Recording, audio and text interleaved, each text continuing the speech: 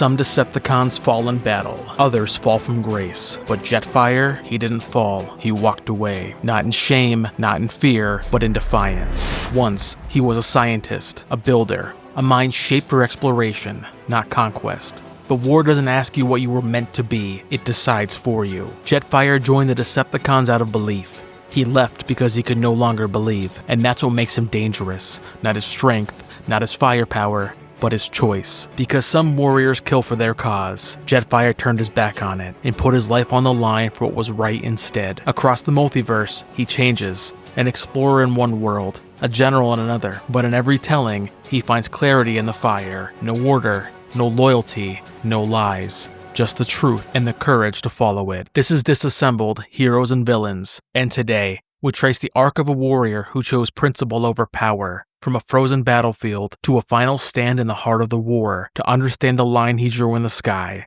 and the courage he took to cross it, with the story of Jetfire of the Transformers.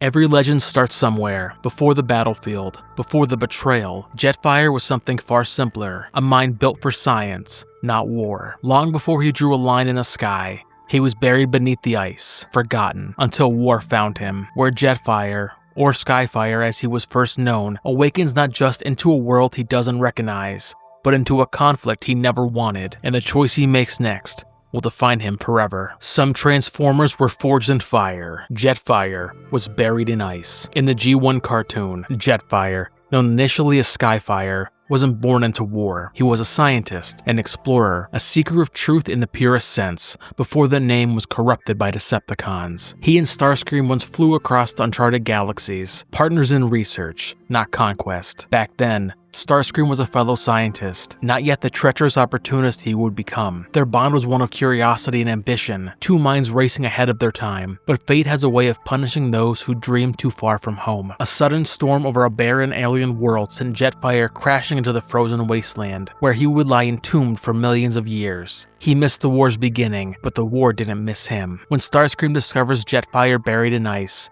their reunion isn't one of friendship, it's a strategic alliance. The Decepticons revive Jetfire, hoping to twist his brilliance to their cause. At first, he obliges, not out of malice, but confusion, loyalty, and maybe even guilt. But Jetfire sees quickly what the Decepticons have become, what Starscream has become. The cause he's been asked to serve no longer resembles anything noble, and so, he makes his choice. Jetfire defects to the Autobots, not because he's ordered to, but because it's right. And that's the heart of his growth across the series. He's not an Autobot by design. He chooses to be one.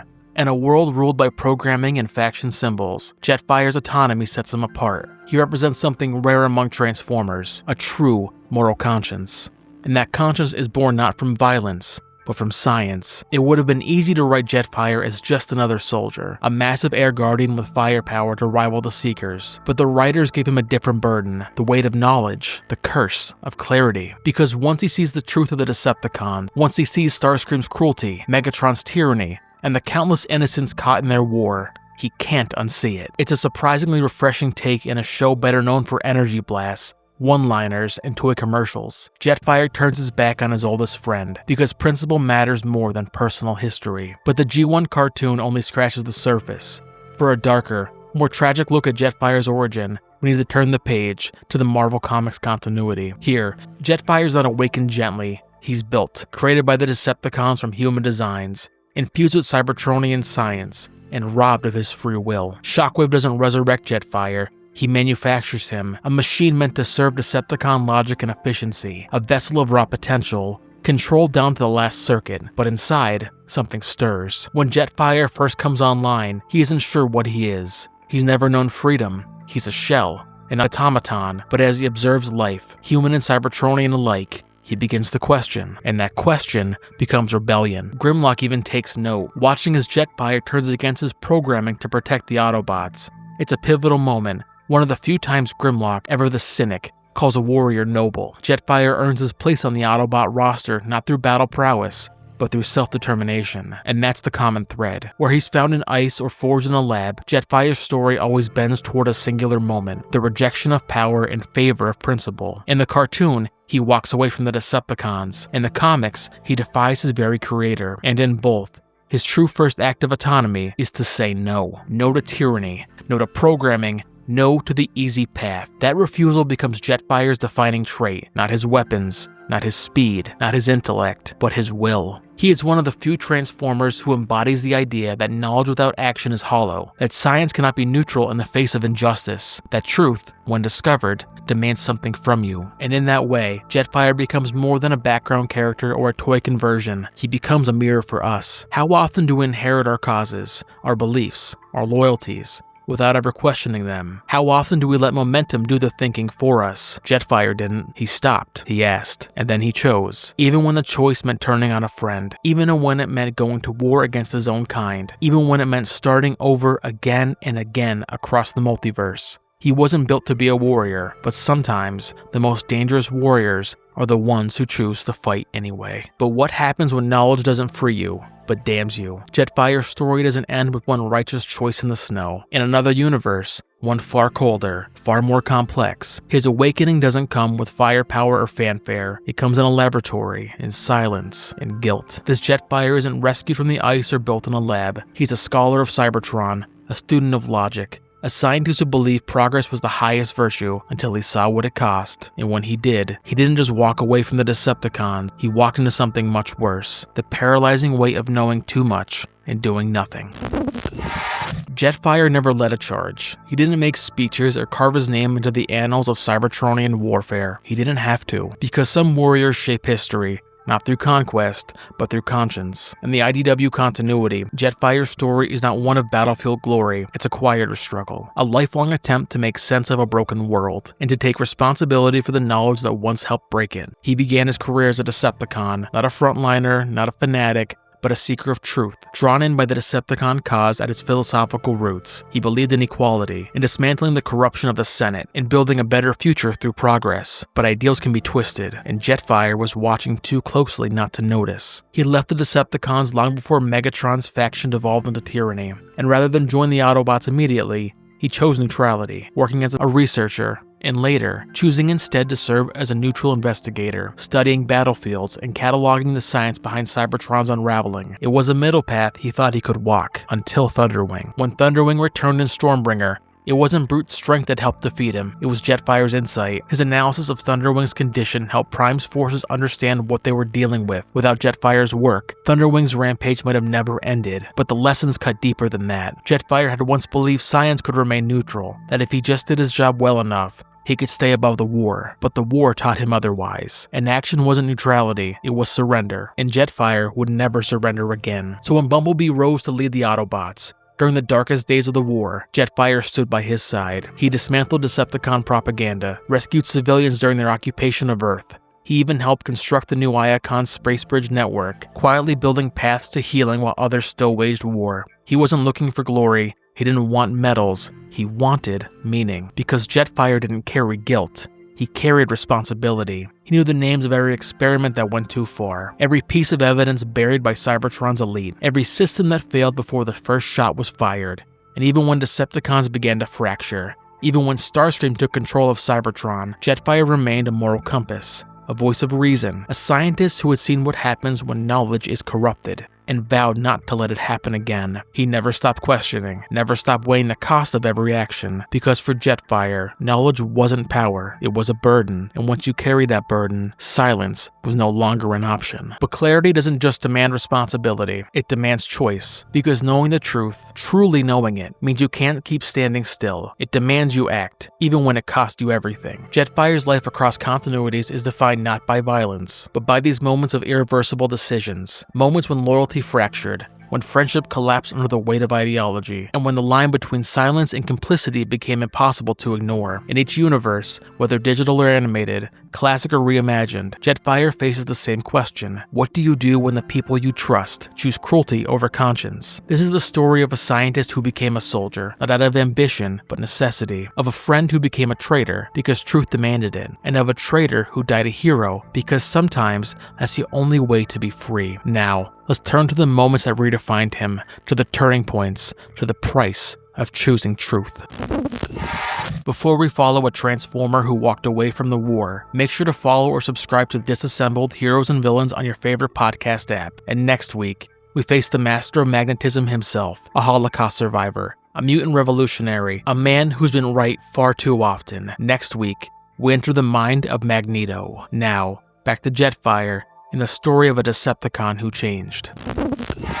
Jetfire's story has never been about allegiance. It's about awakening. In every universe, he begins in the same place, brilliant and respected. But over time, something breaks. Not in him, but around him. And Jetfire does what few ever dare to do. He walks away. In War for Cybertron, Jetfire begins not as a hero, but as the ruthless leader of the Seekers. Cold, calculating, loyal to Megatron, but only to a point. From the start, cracks appear. When Starscream tries to execute Bumblebee and Wheeljack against orders, Jetfire slices his arm without hesitation, not to protect Autobots, but because even war must have rules. He sees Megatron shifting doctrine with unease, Shockwave's plan to reformat Autobots and Decepticons, a victory without honor, and when Megatron begins to treat his soldiers as disposable tools, Jetfire begins to question what he's fighting for. The breaking point comes in blood and betrayal. After Megatron murders Ultra Magnus, Jetfire is ordered to deliver his corpse to Shockwave, but Starscream confronts him, accusing him of killing Skywarp. Jetfire doesn't lie, he admits it. He is branded a traitor, hunted by his own soldiers, shot down midair. But trust is never freely given, it must be earned. When the Autobots needed to cross the Sea of Rust, Jetfire didn't just offer knowledge, he offered his life. To prove his loyalty,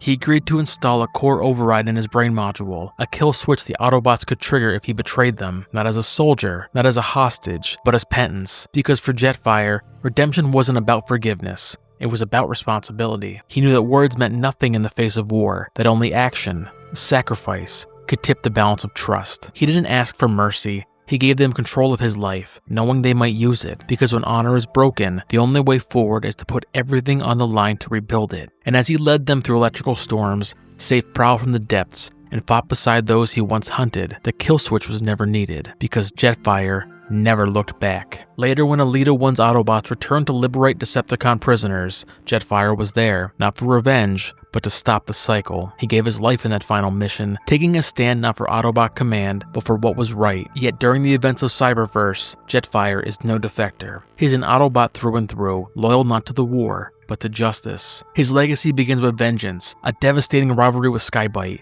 Their feud scorched systems and triggered a supernova, wiping out worlds in its wake. Both warriors vanished from history until Earth brought them back into orbit. Jetfire returns not seeking glory, but closure. Yet his flame burns hotter when he sees how far his former friend Starscream has fallen.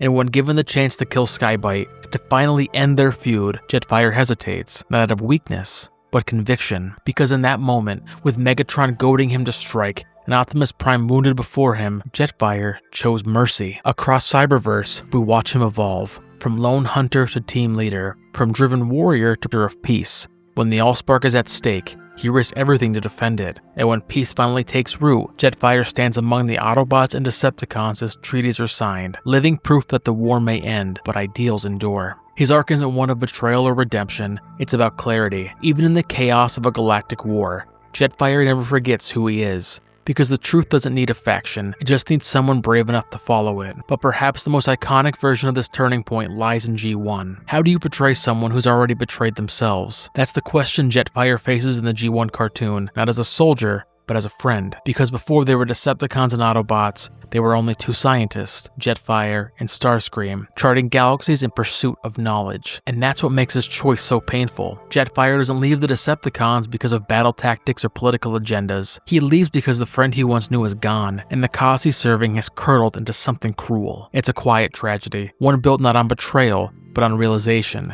The truth, when finally seen, severs bonds deeper than programming. Jetfire chooses the Autobots not out of loyalty, but because there's nothing left to be loyal to. His allegiance becomes a mirror of his values: protect life, seek understanding, and never serve power that feeds on the weak. It's the kind of moment that redefines a legacy, because loyalty to a leader is easy, but loyalty to your principles, that takes courage. And when Jetfire sees the cost of staying silent, he doesn't argue, he doesn't hesitate, he simply acts. A single decision, to turn away from a friend, to stand beside strangers, becomes the moment that defines him. And in doing so, Jetfire teaches us this, that sometimes the most heroic act is walking away. Not a choice of victory, not a choice of allegiance, but a choice of truth. In War for Cybertron, he walks away from the Decepticons, knowing it will cost him everything. In Cyberverse, he opens his optics to the horror of war and finds clarity and compassion. And in G1, he turns his back on his oldest friend, because principle mattered more than memory. Again and again, Jetfire's legacy is rewritten, not by what he builds or destroys,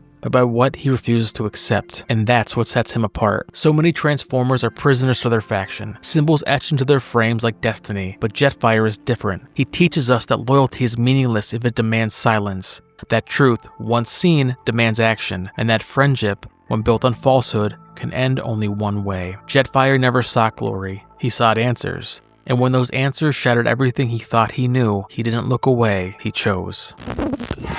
But not every Jetfire is the same. Some were forged from legacy, others born into it. Because across the multiverse, the name Jetfire doesn't just echo, it evolves. In some worlds, he's a weapon engineered from ideals. In others, a brother shaped by shared DNA and divergent paths. But no matter the version, one truth remains. Jetfire must always choose who he becomes. And sometimes, that choice isn't just about right or wrong. Sometimes, it's about what you're willing to carry. Not every Jetfire is cut from the same alloy. In Transformers Animated, Jetfire isn't the lone defector torn between honor and betrayal.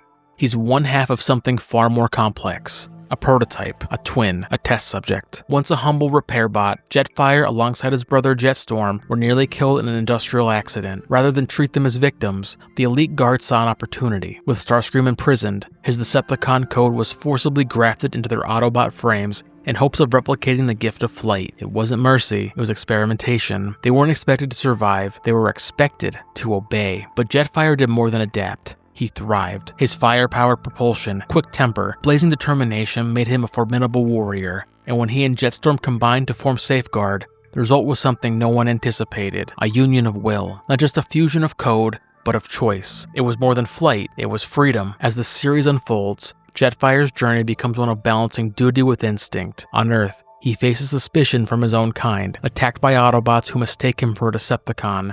He battles Wasp, Blitzwing, and even Grimlock, endures humiliating missions under Sentinel Prime, and watches the chain of command crumble around him. And yet, he endures. Loyal, courageous, unshaken. But underneath the firepower and bravado lies something deeper. A spark forged not from rebellion, but from resilience. Jetfire and Jetstorm's bond is never fractured by ego or ambition. Even when things spiral, battling under false orders, chasing phantom traitors, watching their allies fall, they remain united. Not because of shared programming, but because of shared values. They're not copies of Starscream, there is antithesis. Where Starscream sought power at any cost, Jetfire fights for connection, for something greater than himself. He doesn't need to betray his past to forge a future, he just needs to believe in it. Because animated Jetfire isn't haunted by legacy, he redefines it. And in doing so, he proves that legacy doesn't have to be a curse. It can be a challenge. One you rise to, one you surpass. Jetfire and Jetstorm were built from borrowed code, shaped by war, forced to define themselves through action. But not all Jetfires are made in someone else's image. Some carry legacy not as burden, but as responsibility. In the Unicron trilogy, Jetfire isn't forged in the lab or rescued from corruption. He begins as a hero, trusted, respected, already standing tall beside Optimus Prime, not in defiance of the Decepticons, but in defense of peace. And yet, even here, the question lingers. When the cost of loyalty rises, will he hold the line? What happens when a warrior is built not to question, but to lead? In the Unicron trilogy, Jetfire's path is not one of awakening, but of endurance. He begins not in exile, but at Optimus Prime's side, a trusted second in command on Cybertron. But if leadership is a virtue, Jetfire must learn it the hard way. In Transformers Armada, he enters the stage like a thunderclap, rescuing Optimus from certain defeat, and immediately clashing with Megatron's aerial forces. Yet, beneath the bravado lies recklessness. His first major decision? To attack the Decepticon solo. The result? Disaster. It is only through the Power Link's bond with Optimus, merging into Jet Optimus, that Jetfire begins to temper action with foresight. Their fusion is not just physical, it reflects Jetfire's gradual shift from lone flyer to cooperative leader. Again and again, he shoulders impossible odds, battling Tidal Wave, rescuing comrades from the moon, defying Megatron's wrath, and leading the charge against Unicron. But Jetfire's legacy isn't sealed through firepower, it's through refusal. When Hotshot is consumed by vengeance, Jetfire denies him. When trust in Starscream falters, Jetfire demands evidence, not emotion. When Optimus falls, Jetfire is the one who rallies the team, not by command,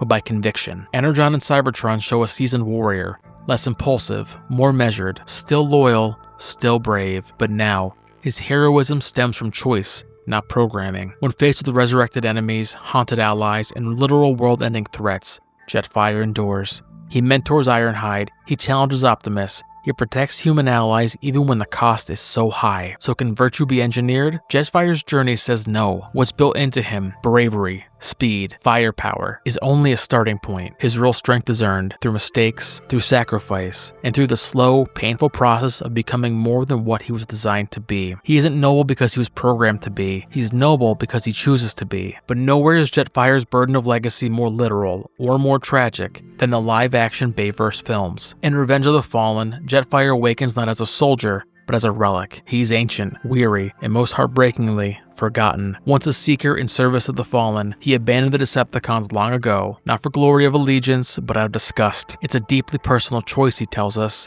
one that echoes across every version of himself. As the war reignites around him, he doesn't fight for faction or flag, he fights for redemption. With one final act of purpose, Jetfire rips out his own spark, offering his body to resurrect and empower Optimus Prime. Death isn't a tactic, it's a testament, a life once wasted, repurposed into something worthy, a legacy written in fire and flight. From twin-born cadets to second-in-command generals, from war-weary defectors to self-sacrificing titans, Jetfire's spark has taken many forms. But across every reality, one truth remains. Legacy is not inherited, it is forged. Not by who you follow, but by what you choose to become. Because when the dust settles and the heroes are counted, it's not just the warriors who stand tall, it's the ones who walked away from war, who gave everything so others could rise. And that's where Jetfire's true legacy begins, not in the skies he once soared, but in the choice he made to rise above. He's not the name children shout when they play with toys. He's not the icon painted on lunchboxes or etched into statues. Jetfire is not Optimus Prime, and that's the point, because the story isn't about being the strongest, the most famous, or even the most loved. Jetfire's legacy is quieter, but no less vital. He was a soldier who questioned the mission, a scientist who saw through the lies, a warrior who chose peace. Across continuities, G1, Cyberverse, War for Cybertron, and the Bayverse, Jetfire walks a consistent path. He sees truth, and then he acts on it, even when it costs him everything. In a world of war that makes him a rarity, a voice of conscience, a symbol of what it means to choose integrity over identity, because walking away isn't weakness, it's strength. In our own lives, we often face moments, quiet ones, where we must decide, do we stay where it's comfortable, or do we rise toward what's right? Jetfire shows us that legacy isn't measured in victories or titles. It's measured in the courage to change, to defect from the things that no longer serve us, to question the systems we once believed in, to offer something of ourselves, not for reward, but for what's right. He didn't need to be the last one standing. He only needed to stand for something. So when the time comes, what will you choose? Power or principle? Safety or truth? Thank you for walking with us through the windswept silence, the cold calculations, and the quiet defiance of Jetfire. He wasn't forged to be a hero. He was a seeker, a soldier, a Decepticon, but he changed because he chose to. In a war where loyalty was everything, Jetfire broke ranks, not for glory, not for vengeance, but for truth. He saw what he had become and walked away. Because we are not the sum of our worst decisions, we are the choices we make next. He could have clung to his past, but instead, he gave it up, piece by piece, until all that remained was a spark willing to burn for something better. Jetfire didn't win the war, but he gave his spark so that someone else could, and in doing so, he became more than his past. He became a reminder that legacy isn't built by power. It's built by principle, by the courage to change, even when it's hard, even when it costs everything. Ask yourself, what are you still carrying that no longer defines you? And when the time comes, we have the strength to let it go. Because Jetfire teaches us that we are not bound by who we were. We are defined by who we choose to be. So stay vigilant, stay principled, and as always, stay handsome. And remember, the past may shape you, but it never has to shackle you.